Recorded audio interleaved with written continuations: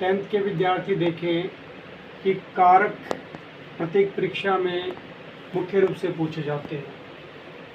कारकाणि षट कारक होते हैं। संबंध को कारक नहीं माना गया है। विभक्ति 7 है लेकिन कारक 7 होते हैं। उसमें सबसे पहला जो कारक होता है वो कारक होता है प्रथमा कारक।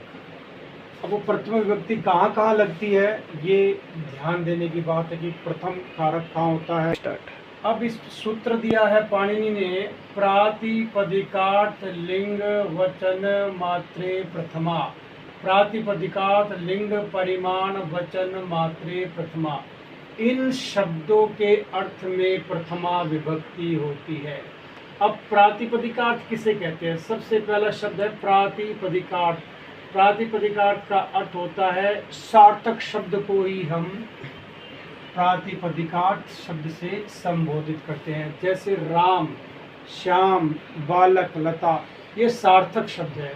तो जहाँ सार्थक शब्द होंगे वहाँ पर प्रथमा विभक्ति ही होगी।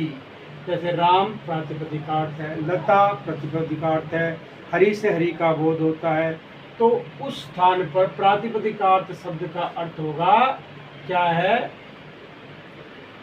राम, श्याम, उसमें प्रथमा विभक्ति। लिंग में नियत लिंग और अनियत लिंग होते हैं।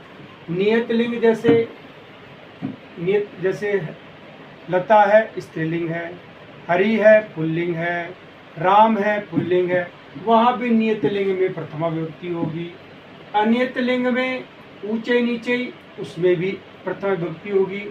लिंग मात्र आधिक्य है, जिसमें मतलब कोई जिसका नियत लिंग है, तट, तटी, तटम, इसमें पुल्लिंग है, इसमें स्त्रीलिंग है और इसमें नपुंसकलिंग है।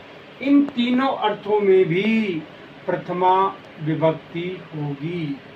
दूसरा है परिमाण मात्रे वचन मात्रे प्रथमा, मतलब प्रातिपदिकार्थ अर्थ में प्रथमा, लिंग मात्र आधिक्य में प्रथमा, परिमाण मात्र वचन मात्रे प्रथमा, अर्थात एका दव्वा बहुवा, इन तीनों अर्थों में भी प्रथमा विभक्ति होगी। धन्यवाद।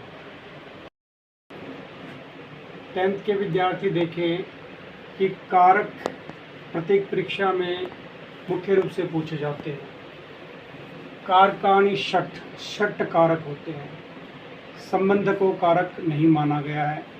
विभक्ति 7 है लेकिन कारक 7 होते हैं। उसमें सबसे पहला जो कारक होता है वो कारक होता है प्रथमा कारक। अब वो प्रथम विभक्ति कहाँ कहाँ लगती है ये